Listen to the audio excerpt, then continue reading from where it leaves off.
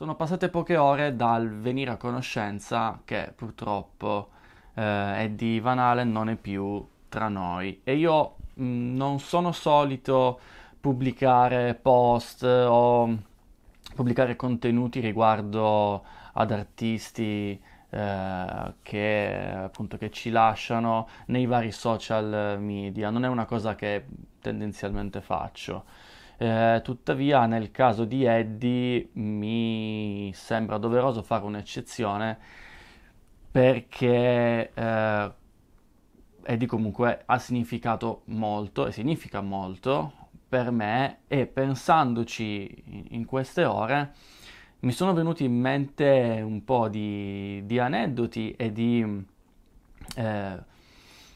mi sono venute in mente delle riflessioni su quanto una persona che comunque io personalmente non ho mai potuto conoscere abbia comunque influenzato la mia vita.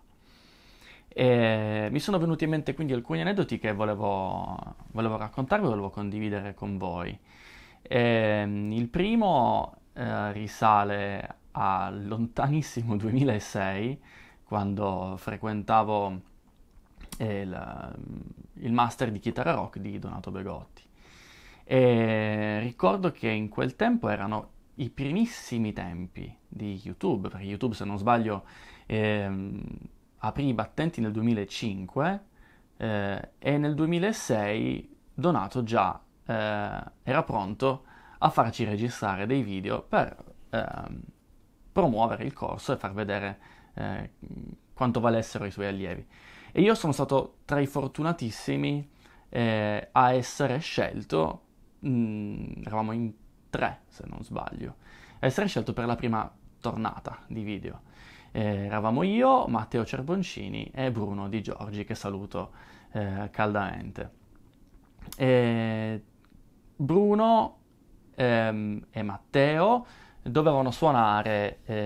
Bruno doveva suonare Dilemma di Chico Loureiro e Matteo Cerboncini doveva suonare Another Brick in the Wall. E anche io dovevo suonare Dilemma perché insomma a lezione mi era venuta particolarmente bene e quindi Donato mi aveva proposto questa cosa. Tuttavia, nonostante avessi studiato molto, mi ricordo era durante il periodo natalizio, avevo studiato molto quel brano, ma veramente tantissimo, poi all'atto di registrarlo, quindi si parla dei primi mesi del 2007, la registrazione non era andata così bene e vedendo poi il video dopo appunto l'editing e dopo il montaggio, abbiamo deciso di non pubblicarlo perché comunque c'erano un po' di sbavature, c'erano un po' di cose che non andassero bene. E quindi potete immaginare il dispiacere, la frustrazione che ho avuto quando appunto abbiamo scelto di non pubblicare un video perché mi ero preparato per mesi. Quindi ho continuato a studiare finché poi è arrivato il momento in cui abbiamo dovuto preparare l'assolo di Beat It di Van Halen, ovviamente. E ricordo che studiare, ecco, quella era la prima volta che mi misi a studiare Eddie, il suo stile, in una maniera davvero, davvero analitica, cioè proprio con molto impegno, tant'è che avevo anche fatto poi una tablatura che non so se si può più reperire dal web, andando proprio a scrivere ogni piccola nuance, anche ritmicamente, che è veramente molto impegnativo. E questo lavoro poi aveva pagato, nel senso che finalmente poi Donato mi chiese di registrare quel solo, penso che fossimo intorno a maggio-giugno, quindi diversi mesi dopo la prima volta, quindi la prima tornata insomma di video, e finalmente abbiamo poi deciso di pubblicarlo e quel video nel 2007, quindi maggio mi pare 2007, è stato sicuramente il video tuttora più visto che io abbia mai pubblicato su YouTube. Mi ricordo che raggiunse 300.000 visualizzazioni, anche perché era un momento in cui YouTube non era YouTube di adesso, cioè avere un video su YouTube voleva dire esserci, non come adesso che ne ho 200 e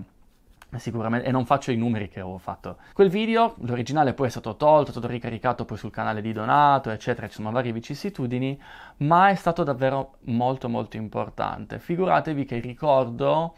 nel 2007 sempre, e negli anni successivi, quando magari andavo in qualche fiera, solo con quel video c'erano persone che mi riconoscevano perché avevo suonato quel solo ed era davvero incredibile, cioè se penso pochi anni fa quanto fosse diverso il panorama social e social network e quel video lì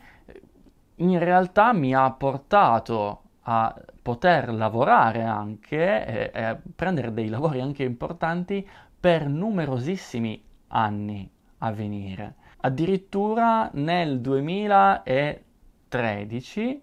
anno in cui cominciai la carriera sulle navi da crociera, risposi a un annuncio su Villaggio Musicale, se ricordo bene, e colui che mi scelse, quindi il mio ex capo ai tempi, mi disse che lui assolutamente che era entusiasta che andassi io e che mi conosceva perché aveva proprio visto quel video e che voleva che io portassi nella sua band un suono vanaleniano. Quindi immaginatevi cioè, quanto poteva essere magari diversa la mia vita se non avessi registrato quel video e quel solo e studiato in maniera così accurata. All'anno successivo, 2014, entro casualmente in un negozio, il negozio qua vicino a Torino, e trovo questa chitarra. Ovviamente non in queste condizioni, ma nella sua forma originale. E mi ricordo che la comprai assolutamente senza nessun tipo di attrito, cioè quando ci sono quegli acquisti che non sono neanche compulsivi, è come se quella chitarra mi appartenesse già. E quindi l'ho provata, dico sì sì, ma va bene, io la compro. Ricordo la pagai pochissimo, la pagai 550 euro, quindi era stata una super occasione. Non so neanche perché costasse così poco, forse il negoziante non sapeva neanche il valore reale di quella chitarra, che non era molto superiore, però era veramente un buon prezzo. E la comprai sia per avere un po' il feticcio della chitarra di Eddie, che comunque mi aveva sempre affascinato, e poi perché dovevo registrare un video musicale e quindi volevo una chitarra che bucasse abbastanza lo schermo. Tuttavia, siccome aveva una conformazione particolare, poteva essere usata soltanto in determinati generi musicali, poi è stata appunto modificata aggiungendo questi altri pick-up, il selettore a 5 posizioni e il potenziometro del tono. E questa chitarra è stata poi praticamente la mia numero uno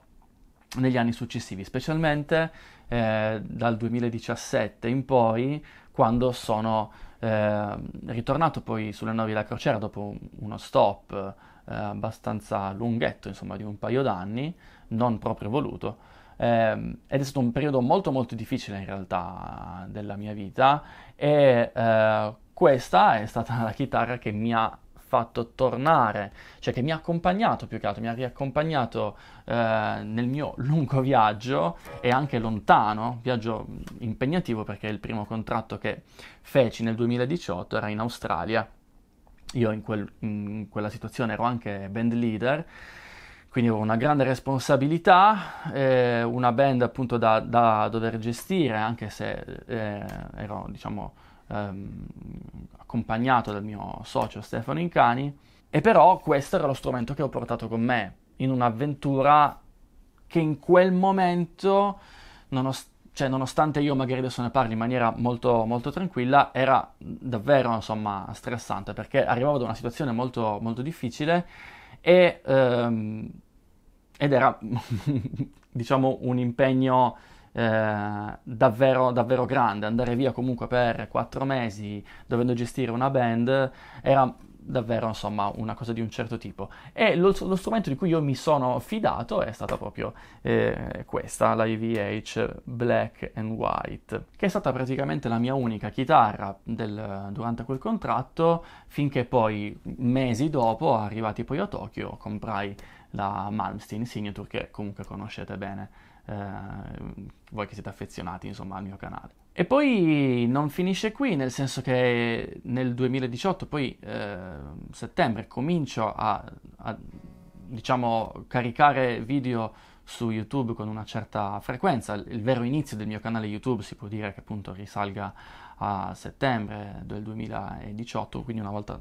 tornato poi a casa dopo 2 contratti sulle navi da crociera, e diciamo che uno dei momenti che ricordo, forse più di esplosione, diciamo, del mio canale, è stato quando ho cominciato a pubblicare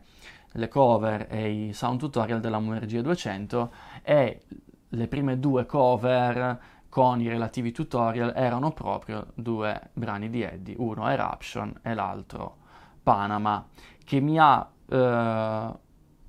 portato a studiare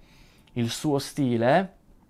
ancora più nel dettaglio, soprattutto da un punto di vista sonoro. Mi sono messo lì, mi sono ascoltato le tracce isolate con le cuffie per cercare di riprodurre il suo suono, e quindi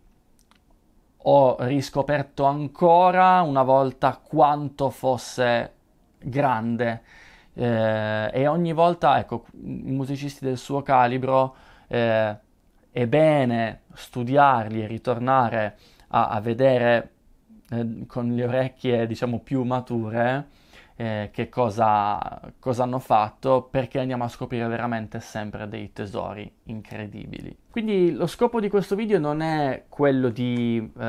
insegnare nulla e neanche di dimostrarvi qualche cosa in particolare. Non so neanche quanto possa essere utile questo video a voi che guardate, ma ci tenevo a fare un ringraziamento davvero a Eddie Van Halen per tutto quello che comunque ha portato nella mia vita, nonostante lui non lo sappia, nonostante lui non l'avesse mai saputo. Forse lo sa adesso, non lo so. E quindi volevo solo condividere con voi questo pensiero. Sarebbe bello da parte vostra, nei commenti, che magari scriveste se avete degli aneddoti legati alla figura di Eddie Van Halen, perché è stato importante magari per la vostra vita, perché credo che sia veramente il modo migliore di ricordare e di rendere onore a un artista, poiché la persona fisica sicuramente muore, come in questo caso, ma la sua arte rimane, spero per sempre, e sicuramente è nostra responsabilità anche cercare di alimentare cultura, senso critico e insegnare a notare il bello, e nella musica di Eddie di bello ce n'è proprio tanto. Quindi ragazzi, io vi ringrazio molto di aver speso qualche minuto con me ad ascoltare i pensieri che volevo condividere su Eddie, e mi congedo facendovi un invito per cercare di mantenere viva quella che è la sua arte, come l'arte di tanti musicisti scomparsi, che ha un sacco di valore. Vi invito a condividere e cercare di insegnare, ma proprio condividere quelle che sono le cose che secondo voi hanno valore nell'arte, nella musica, perché in un momento storico come questo, in cui tutto è così effimero, tutto è così volatile, sembra che nulla resti, è il nostro compito, credo, cercare di educare, come dicevo prima, al bello, all'arte e alla cultura. Quindi se vogliamo far sì che la figura di Eddie viva per sempre, anche noi cerchiamo di fare la nostra parte. Grazie a tutti dell'ascolto, ci vediamo alla prossima. Ciao!